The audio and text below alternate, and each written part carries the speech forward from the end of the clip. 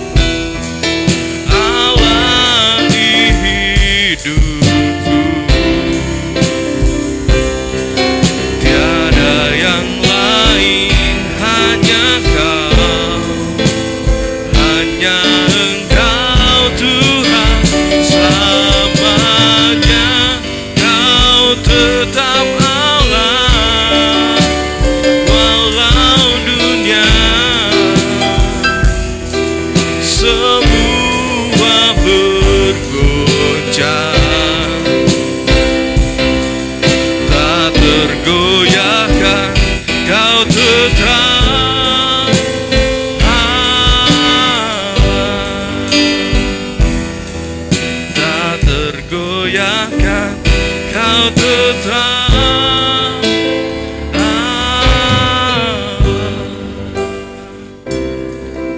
Mari bersama-sama kita berdoa. Sungguh kami mengucap syukur Tuhan atas kesempatan yang telah Kau berikan bagi kami pada hari ini Tuhan.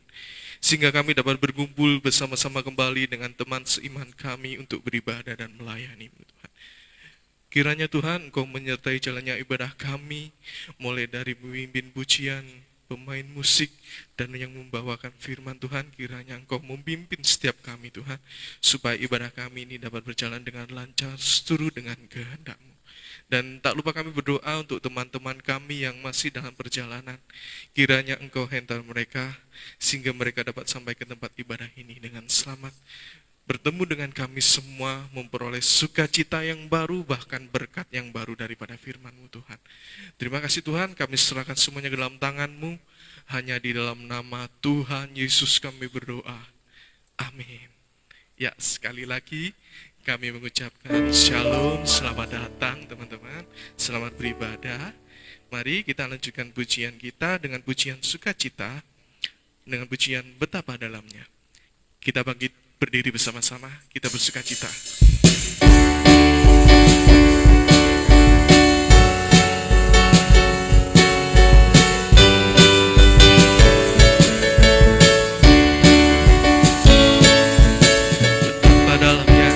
Kasih setiamu betapa besarnya, kebaikanmu hidupku dipenuhi, kemuliaanmu indahnya, oh Yesus Tuhanku.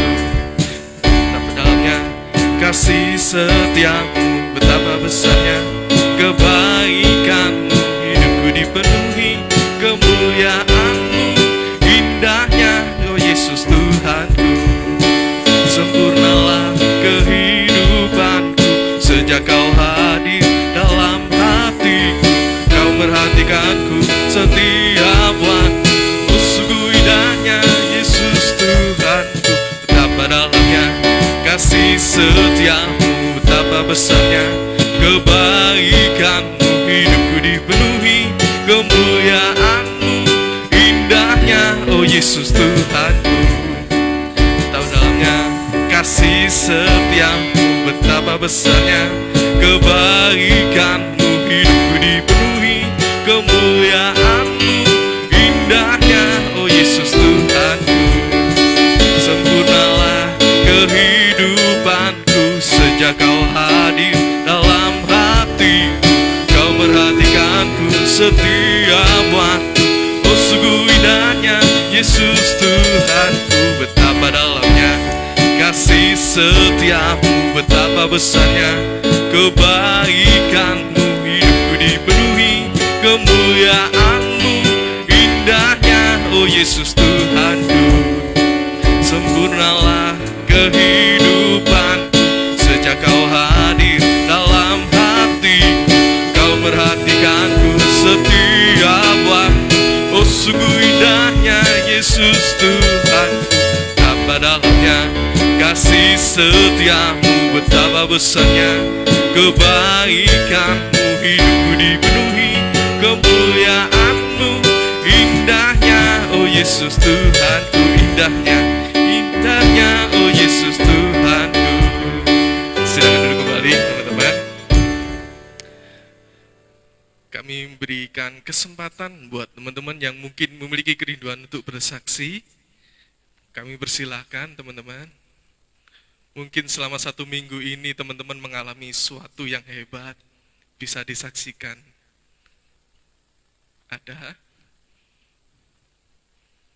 CVV? Aaron? Kak Daud? Enggak ada. Oke, kalau enggak ada, enggak apa-apa. Mungkin Sabtu depan ya. Kita tiba waktunya bagi kita untuk menerima firman Tuhan. Mari kita siapkan hati kita dan kita sambut firman Tuhan dengan pujian Yesus Kau kebenaran. Dan persembahan Tuhan bisa dijalankan.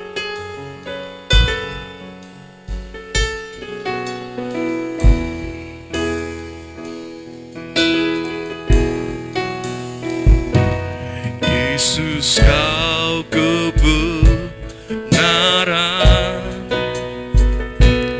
yang menyelamatkanku.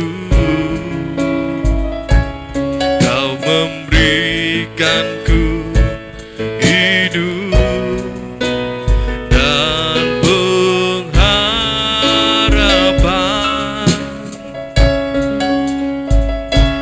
Ku ikut kehendak-Mu, perlu anugerah-Mu. Ku nyatakan janji-Ku kepadamu.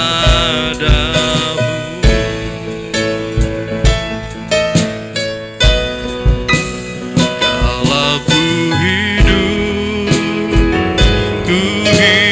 bagimu, hatiku tetap menyembah-Mu.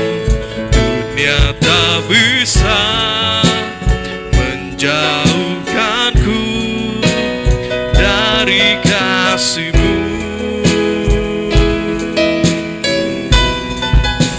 Selama ku hidup bagimu, mataku tetap memandang-Mu. Dunia tak bisa menjauhkanku dari kasih-Mu. Sekali lagi, Yesus Kau kebenaran. Yesus Kau kebenaran yang menyelamatkanku. Kau memberikanku hidup dan pengharapan.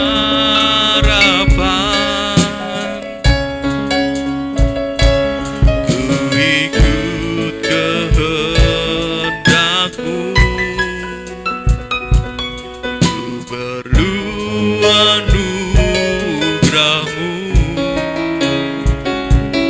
Ku nyatakan janji-Ku kepadamu.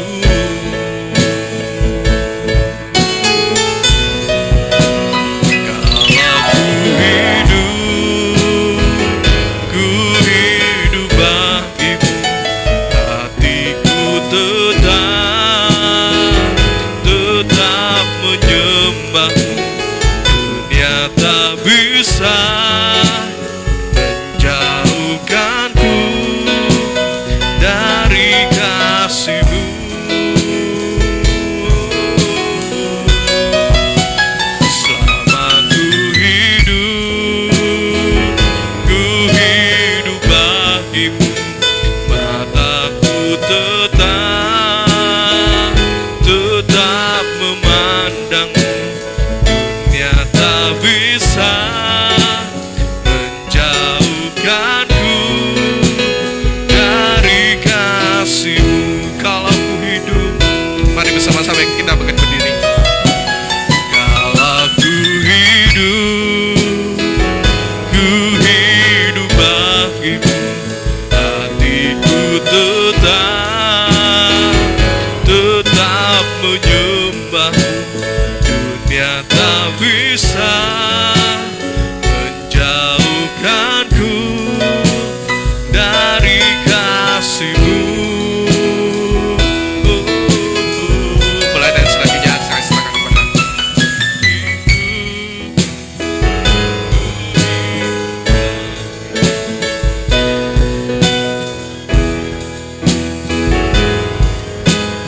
memandang nyata bisa menjauhkanku dari kasih-Mu. Kita sama-sama berdoa.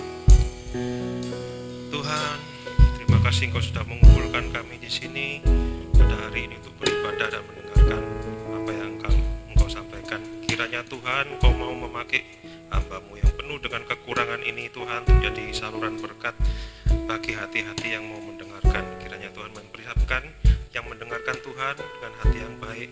Kiranya Tuhan menjadi kekuatan bagi mereka. Kiranya Tuhan menjadi berkat untuk bekal di masa yang mendatang. Terpujilah nama-Mu ya Tuhan. Di dalam nama Tuhan Yesus Kristus kami sudah berdoa dan memohonkan kekuatan, memohonkan semuanya ini. Haleluya, amin.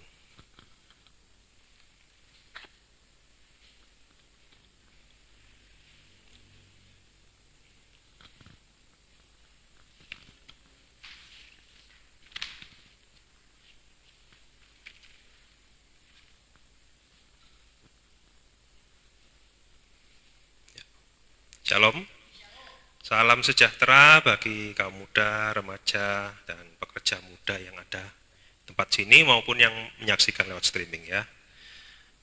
Kita masih meneruskan pembahasan kita.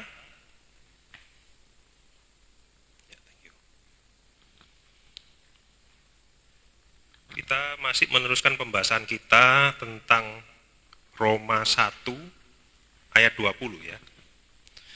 Sebab apa yang tidak nampak daripadanya, yaitu kekuatannya yang kekal dan keilahiannya dapat nampak pada pikiran dari karyanya sejak dunia diciptakan, sehingga mereka tidak dapat berdalih. Ya. Malam ini mungkin terakhir kalinya kita membahas topik ini ya. Jadi ayat ini membicarakan tentang orang-orang yang tidak pernah mendengarkan atau menerima Injil. Ya, kepada mereka diberikan wahyu umum yang sebenarnya cukup bagi manusia itu untuk mengetahui kebenaran. Nah, di kesempatan-kesempatan yang lalu kita sudah belajar tentang argumen kosmologis, ya, bahwa segala sesuatu yang memiliki awal pasti ada penyebabnya. Nah, termasuk alam semesta pun ada penyebabnya, yaitu Allah.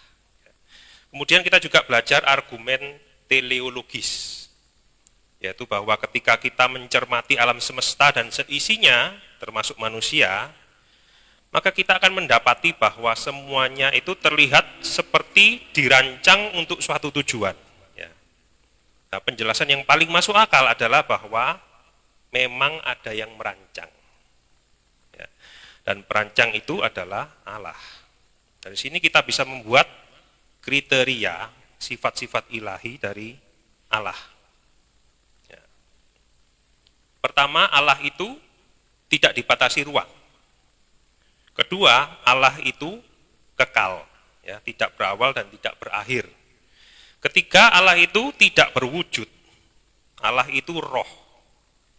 Keempat, dia sangat besar kuasanya. Kelima, dia juga luar biasa cerdas karena dia bisa menciptakan hukum alam yang begitu rumit yang bisa mendukung kehidupan. Keenam, Allah adalah suatu pribadi yang mempunyai kehendak bebas untuk memulai penciptaan. Ya. Kita lihat ya, ini hanya dari mencermati karya penciptaan, kita itu bisa mengetahui cukup banyak hal tentang Allah, walaupun tidak secara mendalam. Ya. Dan kriteria ini mirip sekali dengan Allah yang ada di dalam Alkitab.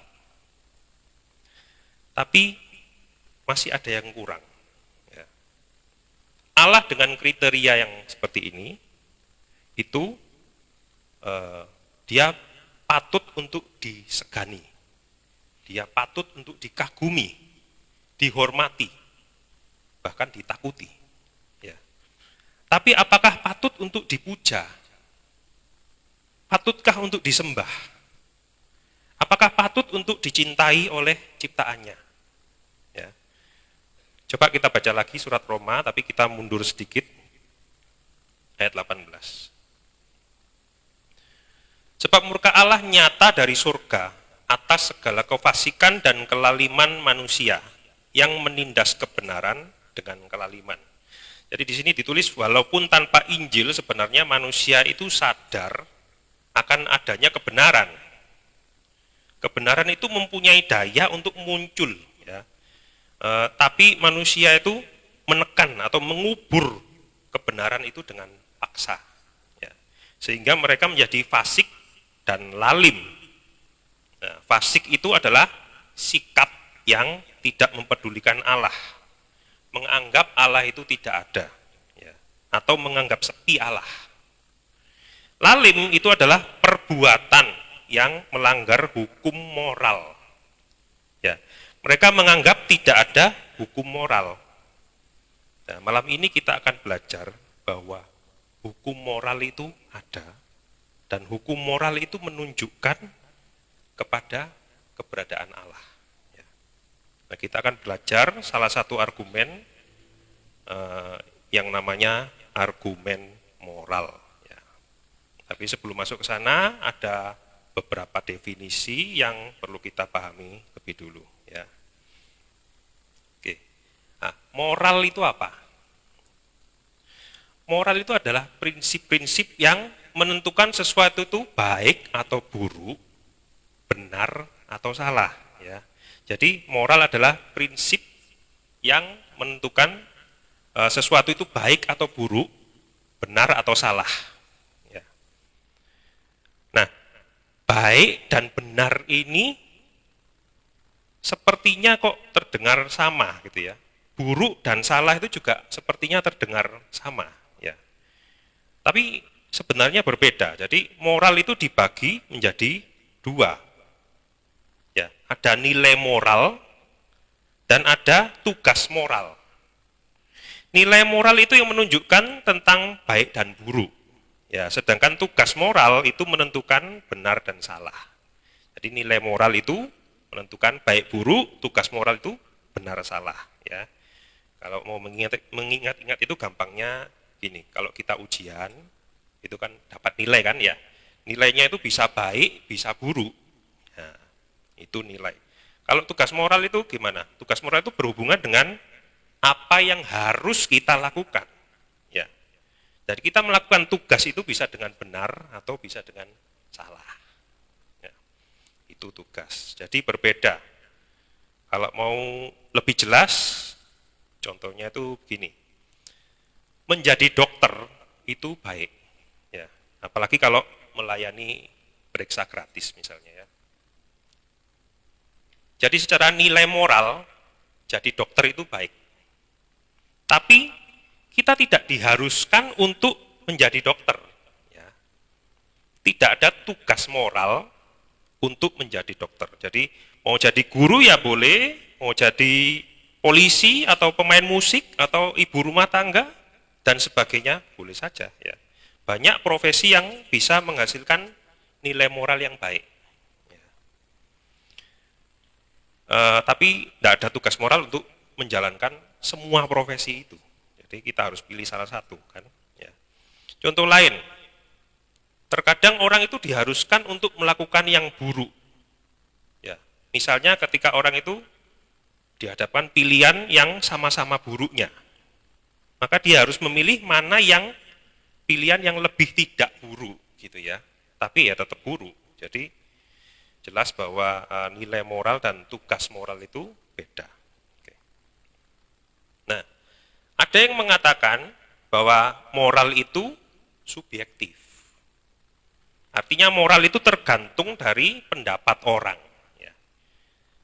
Hasilnya moral itu bisa berubah-ubah, ya, relatif terhadap kondisi masyarakatnya, terhadap zamannya dan lain-lain. Sebaliknya ada juga yang mengatakan bahwa moral itu objektif. Moral objektif itu tidak pernah berubah. Tidak tergantung dari pendapat atau opini orang. Nah, jadi kalau nilai moral itu objektif, maka jika suatu hal itu buruk, ia tetap buruk walaupun semua orang bilang itu baik, gitu ya. Jadi kalau moral itu objektif, misalnya sesuatu ini buruk gitu ya. Walaupun semua orang bilang ini baik, itu tetap sebenarnya adalah buruk gitu ya. Nah, demikian juga kalau tugas moral itu objektif ya, maka walaupun orang tidak suka melakukannya, dia tetap terikat dan harus melakukan tugas moral itu.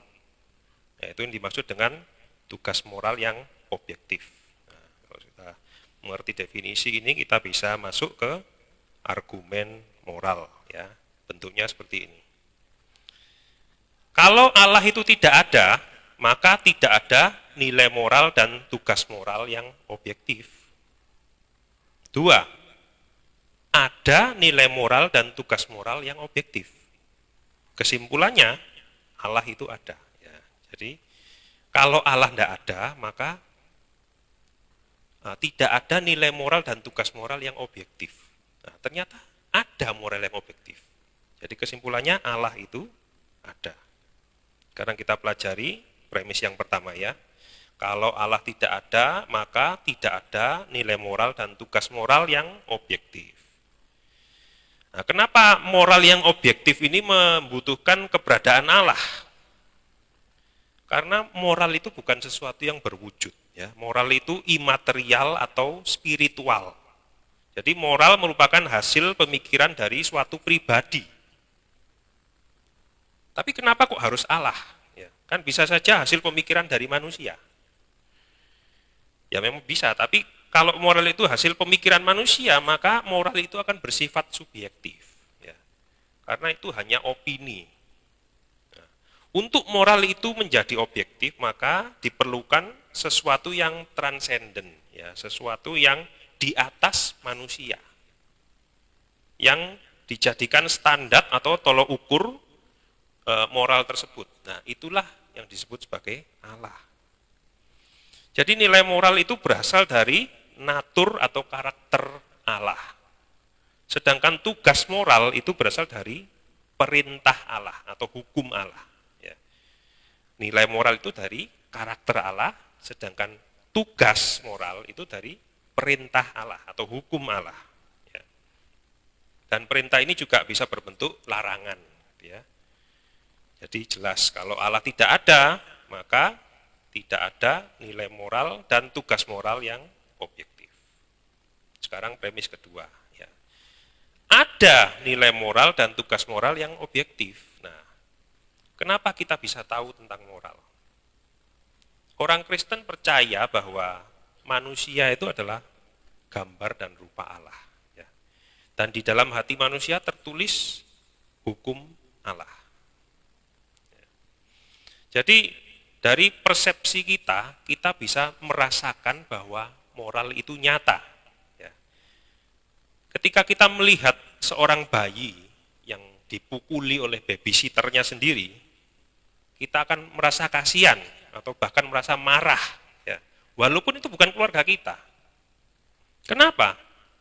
Karena kita tahu bahwa itu salah. Itu melanggar tugas moral. Dan ketika kita merasa bahwa ada moral yang objektif, maka hal itu bisa dipercaya. Kenapa? Karena tidak ada alasan untuk tidak percaya. Ketika kita bisa merasakan, oh ini salah, itu kita bisa mempercayai bahwa itu objektif karena tidak ada alasan untuk salah. Nah, ini prinsip yang penting. Jadi bandingkan persepsi kita itu dengan indera yang lain. Ya. Kita itu bisa melihat, bisa mendengar, bisa meraba dunia di sekitar kita. Ya. Saya berdiri di sini, pegang mikrofon, saya bicara, Kak Ferry juga bisa mendengar. Terus saya bilang begini, ya, saudara-saudara, kita ini kan sepertinya kan sedang berada di gereja, ya. Tapi menurut saya kita ini sebenarnya sedang berada di Matrix, gitu ya. Kita ini sedang disekap oleh pasukan robot. Dan otak kita ini dipasangi alat, ya, supaya kita itu merasa seolah-olah kita sedang berada di gereja. Padahal semua yang kita lihat ini tidak nyata. Ya, hanya ada di kepala kita saja. Nah, apakah Anda mau percaya itu? Gitu. Apakah itu mungkin? Ya mungkin saja sebenarnya. Ya. Tapi itu kan hanya spekulasi. Ya, tidak ada buktinya sama sekali. Jadi, tidak ada alasan bagi kita untuk meragukan apa yang ditangkap oleh indera kita. Demikian juga dengan persepsi kita tentang moral tadi ya. Ketika kita merasa bahwa moral itu objektif, maka moral itu memang objektif. Karena persepsi kita itu bisa dipercaya. sepanjang tidak ada alasan untuk tidak percaya. Ya. Nah, jadi ada nilai moral dan tugas moral yang objektif. Jadi kesimpulannya Allah itu ada. Ya. Oke. Nah, sekarang kita akan membahas keberatan-keberatan yang sering dilontarkan. Ya. Sebenarnya hampir semua orang, termasuk ateis, itu setuju dengan dua premis tadi. Ya. Hanya saja mereka ini tidak pernah menghubungkan kedua hal itu untuk kemudian ditarik suatu kesimpulan yang tidak terelakkan sebenarnya ya, bahwa Allah itu ada. Jadi biasanya keberatan yang diajukan itu adalah bentuk dari kesalahan pengertian. Ya, umumnya hanya perlu untuk diluruskan saja. Yang benar-benar mengajukan keberatan yang valid itu biasanya hanya para filsuf. Apa saja biasanya keberatan orang? Yang paling umum adalah mereka itu protes begini. Tadi kamu bilang untuk adanya moral harus ada Tuhan. Jadi kamu pikir orang-orang yang tidak percaya Tuhan itu tidak punya moral, gitu ya? Ini salah paham. Ya. Argumen moral ini tidak membicarakan tentang kemampuan seseorang untuk berbuat moral. Gitu. Tapi membicarakan tentang dasar dari moral ini apa, gitu. Moral yang objektif itu harus didasarkan pada adanya Tuhan, adanya Allah. Bukan didasarkan kepada kepercayaan terhadap Allah. Jadi ketika Allah itu ada, maka bisa ada moral yang objektif. Walaupun orang-orang tidak percaya sama Allah. Ya. Jadi kalau Allah ada, bisa ada moral yang objektif. Walaupun semua orang jadi ateis. Jadi jelas bahwa ateis pun bisa menjalankan hidup yang bermoral. Ya. Jadi, kesempatan ini kita belajar ya, mempelajari siapa saja sebenarnya yang bisa bermoral. Ya. Pertama, benda mati. Nah, benda mati ini jelas tidak bisa bermoral ya. Karena mereka tidak bisa berbuat apa-apa. Tapi bagaimana kalau ada robot misalnya? Nah, robot ini kan benda mati, tapi diprogram untuk melakukan sesuatu. Misalnya ada robot canggih yang diprogram untuk menggantikan hakim. Ya. Jadi perkaranya itu dipaparkan semua pada robot ini ya. Kemudian dia bisa menarik keputusan yang adil. Nah, ketika dia melakukan keadilan itu, apakah dia sedang berbuat baik? Ya, tidak. Ya, karena robot itu tidak punya konsep tentang nilai moral. Tidak ada konsep bahwa dia harus berbuat yang adil. Dia itu hanya diprogram untuk menganalisa dan memutuskan perkara. Itu aja. Ya. Kemudian kita juga tidak punya tanggung jawab moral terhadap benda mati. Ya, misalnya kalau saya beli laptop gitu ya, saya beli pakai uang saya sendiri gitu ya. Kemudian beberapa tahun kemudian laptop ini menjadi tua dan rusak. Terus saya pikir begini, laptop ini kan sudah tidak bisa dipakai ya, dijual pun nggak laku. Saya ingin merasakan sekali-sekali mau banting laptop. Ya. Kemudian saya banting laptop, brak. Dalam hal ini saya tidak bersalah. Tapi, kalau laptopnya Kak Daud saya ambil, saya banting, nah ini yang jadi masalah. Ya. Saya bersalah, bukan terhadap laptopnya, tapi terhadap Kak Daud, karena laptop itu benda mati. Gitu ya. Kita tidak mempunyai tanggung jawab moral terhadap benda mati. Kedua, binatang. Binatang ini makhluk hidup, tapi dia bukan makhluk yang bermoral. Contohnya belalang sembah. Ya. Ketika kawin, biasanya belalang sembah yang betina itu memakan yang jantan. Ya. Jadi mereka melakukan kanibalisme. Ya, ini praktik yang mengerikan kalau terjadi di manusia. Tetapi mereka binatang.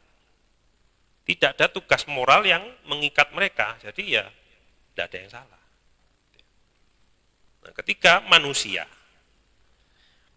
ini adalah makhluk moral. Ya, kita diikat oleh tugas moral. Ya, ingat tadi tugas moral itu berhubungan dengan apa yang harus kita lakukan. Tapi kalau dikatakan kamu seharusnya melakukan ini, ya itu menandakan kita bisa melakukan. Itu ya. Contohnya, ada tugas moral jangan membunuh.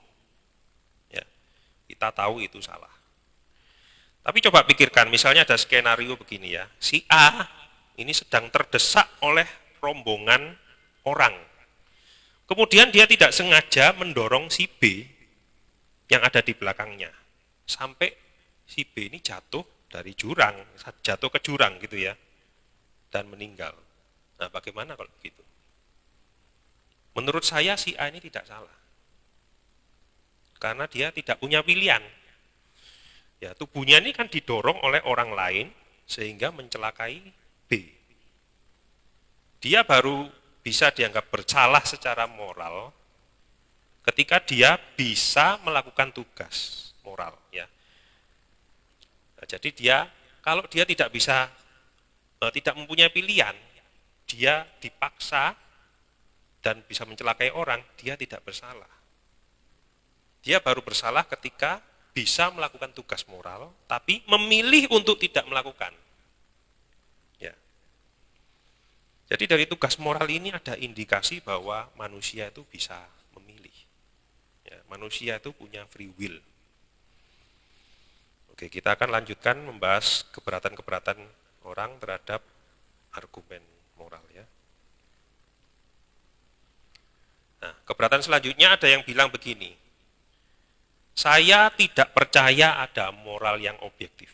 Nah, semua moral itu subjektif.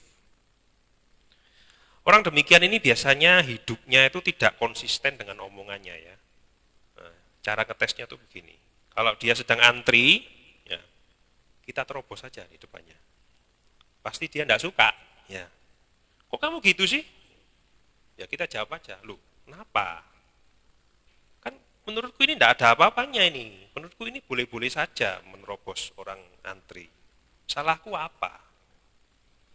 Kamu seharusnya tidak boleh menerobos antrian. Nah, ketika dia menganggap kita itu salah, berarti dia sudah sadar bahwa ada tugas moral yang objektif. Ya. Ada tugas moral yang harus disetujui oleh semua orang. Kalau moral itu subjektif, mestinya dia tidak bisa marah. Gitu ya.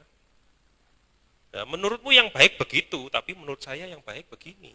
Ya, tidak boleh marah. Gitu. Tapi kenapa nyatanya masing-masing budaya itu moralnya berbeda-beda. Moralnya orang Afrika dan Amerika itu berbeda. Bahkan moral dalam satu negara bisa berbeda dari zaman ke zaman. Memang sepertinya moral itu berlainan ya, tapi kebanyakan di bawahnya ada moral objektif yang melandasi. Ya. Hanya saja setiap budaya itu memanifestasikan moral itu dengan caranya masing-masing. Ya, contohnya di pedalaman Papua masih ada orang yang pakai cawat. Tapi di Jakarta tidak boleh pakai cawat di tempat umum. Ya. Nah, sebenarnya di bawahnya itu ada tugas moral yang objektif. Misalnya, jangan berlaku tidak sopan. Ya. Menurut orang pedalaman, itu pakai cawat itu sopan-sopan saja. Tidak memalukan. Tapi menurut orang kota, yang sopan itu harus pakaian lengkap. Tuh. Jadi moral yang mendasari sebenarnya sama. Hanya bentuk luarnya berbeda. Kemudian moral juga bisa berbeda dari zaman ke zaman. Karena di zaman dulu orang lebih mengutamakan misalnya moral A gitu ya, misalnya mengutamakan keadilan. Tapi zaman sekarang orang lebih mengutamakan moral B, misalnya mengutamakan kebebasan. Jadi moralnya tetap objektif sebenarnya, hanya prioritasnya yang berubah. Ya, ini terjadi terutama di kalangan sekuler ya. Kalau begitu kenapa kok di kalangan orang-orang bertuhan sendiri moralnya juga berbeda-beda? Ya. Orang yang percaya Tuhan kok bisa yang satu moralnya begini, yang satu moralnya bertolak belakang. Nah, orang yang bertuhan, yang percaya Tuhan itu biasanya berusaha untuk menuruti tugas moral dari Tuhannya. Masalahnya Tuhannya ini berbeda-beda. Ya. Misalnya taruhlah ada umat beragama yang menjalankan toleransi. Ya. Dan ada kepercayaan lain yang menjalankan intoleransi misalnya. Ya. Kenapa bisa begitu? Padahal sama-sama percaya Tuhan. Ya kembali lagi, moral yang mendasari itu sebenarnya sama ya, yaitu harus menuruti Tuhan. Tapi yang satu percaya bahwa Tuhannya itu memerintahkan toleransi. Dan yang lain menganggap dewanya ini memerintahkan intoleransi. Jadi walaupun perbuatannya bertolak belakang, tapi moral yang mendasari itu objektif. Oke. Ya baik, itu untuk orang yang berbeda keyakinan. Tapi ini sama-sama orang Kristen, bisa moralnya itu berbeda. Nah, kita baca di 1 Korintus pasal 10 ya, ayat 27. Kalau kamu diundang makan oleh seorang yang tidak percaya, dan undangan itu kamu terima, makanlah apa saja yang dihidangkan kepadamu tanpa mengadakan pemeriksaan karena keberatan-keberatan hati nurani. Tapi kalau seorang berkata padamu, itu persembahan berhala, janganlah engkau memakannya. Oleh karena dia yang mengatakan hal itu padamu dan karena keberatan hati nurani. Yang aku maksudkan dengan keberatan-keberatan bukanlah keberatan hati nuranimu sendiri, tapi keberatan hati nurani orang itu. Ya. Nah, yang saya tangkap di sini itu begini ya. Di sini ceritanya ada beberapa orang diundang makan oleh seorang yang tidak percaya gitu ya. Nah, orang Kristen itu sebenarnya boleh makan apa saja. Tapi kemudian ada orang yang menurut saya sama-sama orang Kristennya ya, dia bilang yang itu jangan dimakan. Itu daging persembahan berhala. Nah, kalau begitu demi saudaramu itu ya jangan dimakan dagingnya. Walaupun sebenarnya boleh gitu ya. Jadi Alkitab mengatakan bahwa tidak semua orang Kristen punya hati nurani yang sama. Ada yang sudah memiliki pengetahuan, ada yang lebih lemah imannya. Itu bukan sesuatu yang aneh. Ya. Demikian juga dengan moral, walaupun sesama orang Kristen bisa berbeda, tapi bukan berarti tidak ada moral yang objektif. Ya. Itu berbeda karena tingkat pengetahuan atau imannya saja yang berbeda. Ya. Nah, ada sebuah dilema yang ditulis oleh Plato. Ya. Dilema itu maksudnya kita dihadapkan pada dua pilihan yang sulit. Jadi Plato waktu itu menulis sebuah dialog menggunakan karakter bernama Euthyphro. Ya. Karena itu dilema ini diberi nama dilema Euthyphro. Bentuknya itu seperti ini. Apakah sesuatu itu baik karena Allah yang memerintahkan? Atau Allah memerintahkan karena sesuatu itu baik? Kenapa ini disebut pilihan yang sulit? Ya, kita lihat pilihan yang pertama ya. Kalau sesuatu itu baik hanya karena Allah memerintahkan, maka bagaimana jika Allah memerintahkan untuk memperkosa misalnya? Apakah memperkosa itu akan dianggap jadi baik? Ya kalau gitu, coba kita pindah pilihan kedua saja ya. Nah, apakah Allah memerintah karena sesuatu itu memang baik dari sononya? Nah, kalau begitu berarti standar moral itu berada di atasnya Allah. Ya, sampai Allah sendiri harus patuh pada tugas moral untuk memerintahkan yang baik. Nah, jadi mana yang harus dipilih? Sama-sama pilihan yang tidak menguntungkan. Jawabannya adalah tidak usah memilih. Karena ini adalah dilema yang salah. Nah, untuk menghancurkan dilema, kita hanya perlu memberikan opsi ketiga, yaitu Allah memerintah sesuatu karena Dia baik. Jadi Allah tidak berada di bawah moral. Tapi moral itu adalah natur dari Allah sendiri. Sehingga karena Dia baik, tidak mungkin Dia memerintahkan sesuatu yang buruk seperti memperkosa. Gitu ya. Oke, saya setuju bahwa ada moral yang objektif. Tapi saya tidak setuju kalau moral itu memerlukan Tuhan. Moral itu berasal dari perjalanan evolusi, katanya ya. Seorang ibu itu bisa mengasuh bayinya itu untuk mempertahankan spesies. Supaya manusia itu bisa berkembang biak. Nah, dan banyak nilai-nilai moral lain yang berasal dari evolusi. Nah, ini tidak benar, ya. Karena kita sudah beri contoh tadi belalang sembah. Ya, bayangkan kalau manusia itu berevolusi seperti belalang sembah. Kita akan menganggap kanibalisme sewaktu kawin itu adalah hal yang lumrah. Nah, berarti berbeda sekali dengan nilai moral yang ada sekarang. Lagi pula ada nilai-nilai yang sama sekali bertentangan dengan evolusi. Ya. Misalnya seorang pemudi yang berusaha menyelamatkan neneknya sampai dia mengorbankan nyawanya sendiri. Bagi evolusi ini tidak masuk akal. Tujuan evolusi itu adalah mempertahankan yang kuat dan mengorbankan yang lemah. Kenapa ini malah yang muda menyelamatkan orang tua? Bagi evolusi, pengorbanan diri itu adalah sesuatu yang konyol. Ya. Mati itu kalah, hidup itu menang. Kalau hanya mengandalkan evolusi, maka moral menjadi tidak masuk akal. Ya bukan cuma karena evolusi lah ya. Menurut moral itu juga bisa timbul dari interaksi sosial. Gitu ya.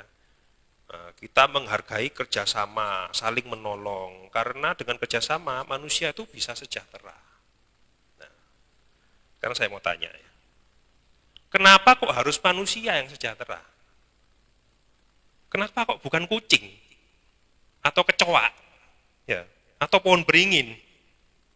Kenapa kok harus manusia? Apa atau siapa yang membuat manusia ini bernilai? Manusia sendiri?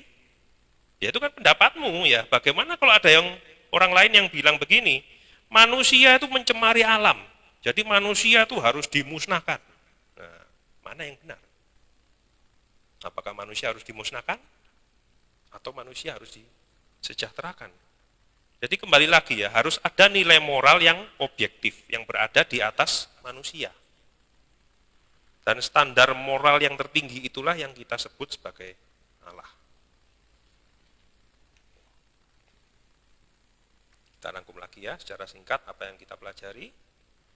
Malam ini kita mempelajari Roma 1, ayat 20 yang mengatakan bahwa walaupun manusia belum pernah mendengar atau menerima Injil, kita tidak dapat berdalih. Karena apa yang tidak nampak dari Allah itu sebenarnya nyata, bisa diketahui. Ya.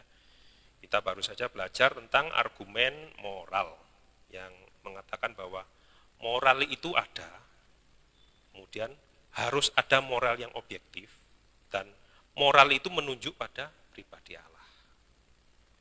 Jadi sebelum kita tahu isi Alkitab, kita bisa mengetahui bahwa kriteria Allah itu adalah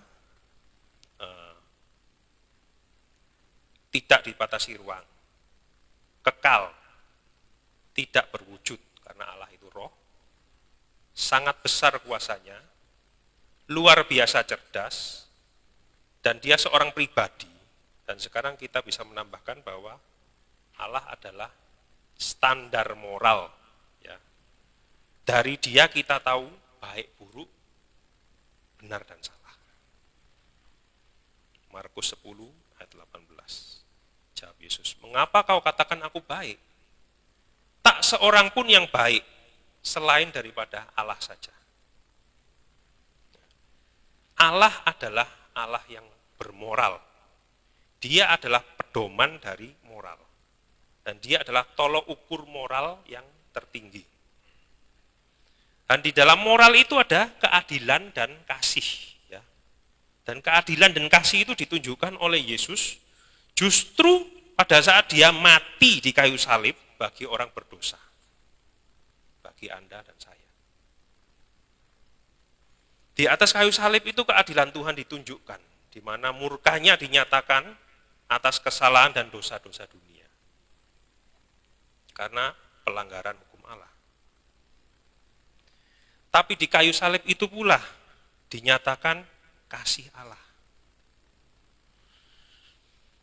Yesus mati menggantikan orang-orang yang berdosa, yang seharusnya terkena murka Allah. Karena begitu besar kasih Allah akan dunia ini, sehingga ia telah mengaruniakan anaknya yang tunggal. Sehingga setiap orang yang percaya kepadanya tidak binasa, melainkan beroleh hidup yang kekal. Karena kasihnya, Yesus mati menggantikan orang-orang berdosa, yang seharusnya terkena murka Allah.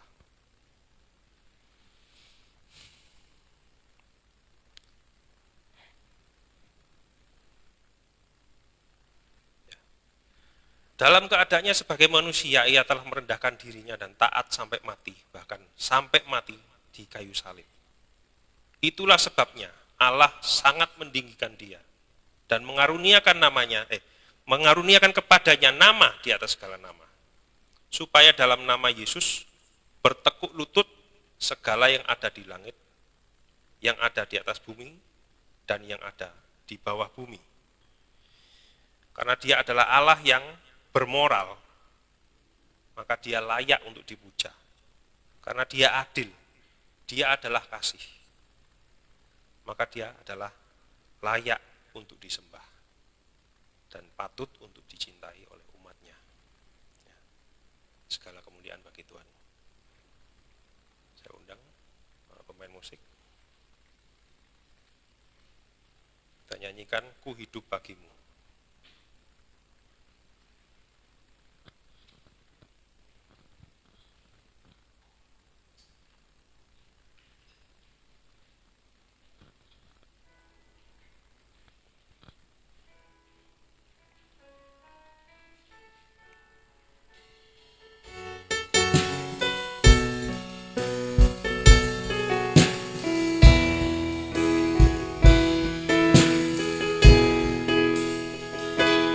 Yesus kau kebenaran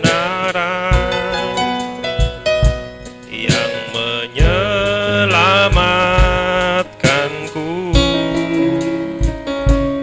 kau memberikanku hidup dan pengharapan.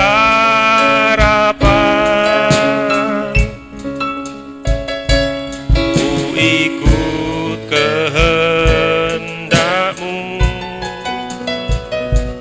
ku perlu anugerah-Mu, ku nyatakan janjiku kepadamu.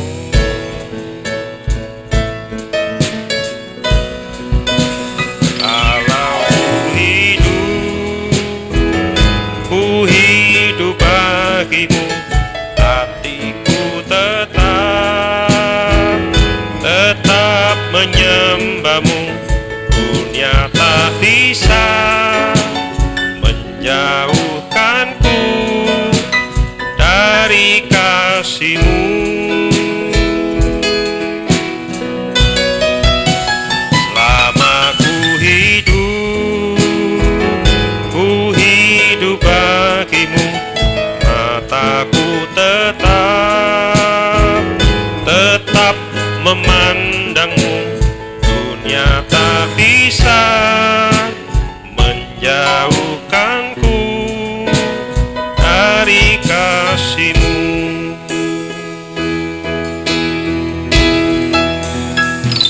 Yesus kau kebenaran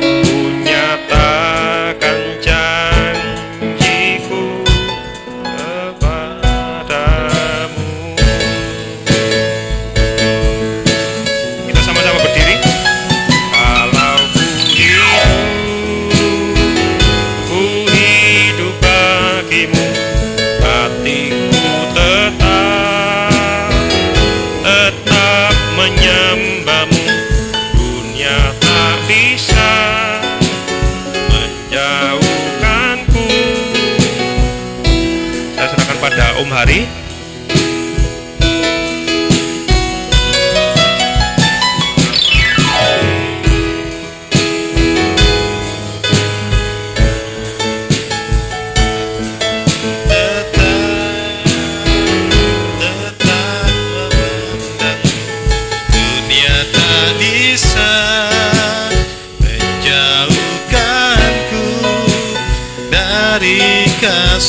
Dunia tak bisa menjauhkanku dari kasih-Mu.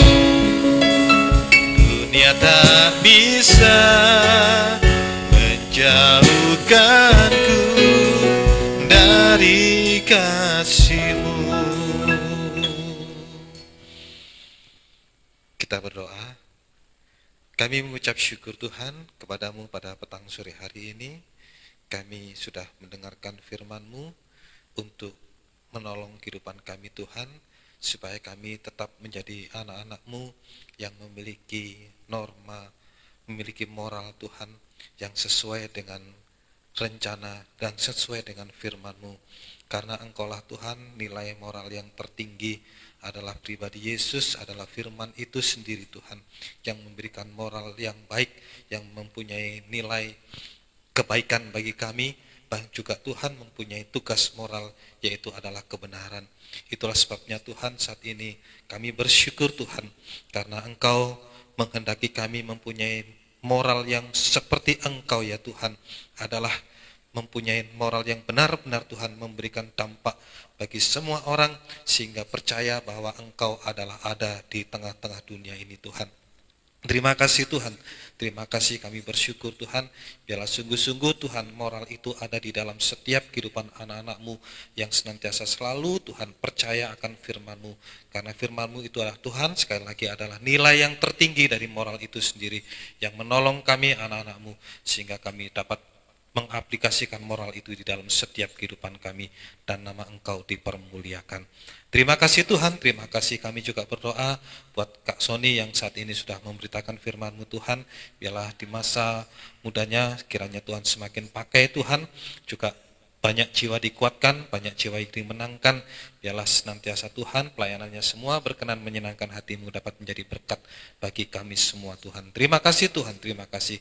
Kami juga berdoa buat anak-anak yang saat ini Tuhan, yang bersekolah, kuliah juga Tuhan, tolong Tuhan menghadapi UAS juga Tuhan, tolong juga Tuhan berikan akal budi kepandaian yang daripada Tuhan, supaya mereka juga dapat berhasil dalam studinya, memperoleh nilai yang baik, naik lulus, dan nama-Mu dipermuliakan. Yang masih juga mencari sekolah perguruan tinggi, bahkan juga mencari pekerjaan, Tuhan tolong Tuhan buka jalan, berikan sekolah perguruan tinggi, bahkan juga pekerjaan yang baik sesuai dengan kehendak-Mu. Demikian pula juga tentang perjodohan, Tuhan memberikan yang terbaik untuk anak-anak-Mu Tuhan. Terima kasih Tuhan, terima kasih. Kami juga berdoa buat anak-anak-Mu yang saat ini Tuhan, yang tidak dapat hadir, mungkin yang sakit Tuhan, berikan kesembuhan yang heran, bilur-bilur tetap berkuasa untuk menyembuhkan, bahkan sampai menyempurnakan kesehatannya hingga sempurna. Kembalikan mereka semua untuk dapat beribadah melayani Engkau dengan setia Tuhan. Kami juga berdoa buat anak-anak yang saat ini juga yang mengalami masalah Tuhan, selalu memberikan jalan keluar yang terbaik, yang dalam pergumulan yang berat Tuhan selalu memberikan jawaban-jawaban yang pasti, yang lemah Tuhan kuatkan, bahkan yang mengalami kelemahan kuatkan iman pengharapan kasih-Nya hanya kepada Engkau saja Tuhan. Terima kasih Tuhan. Kami juga berdoa buat bangsa dan negara kami, kiranya Tuhan berkati dengan damai sejahtera, agar kami dapat beribadah melayani Engkau dengan aman dan tentram.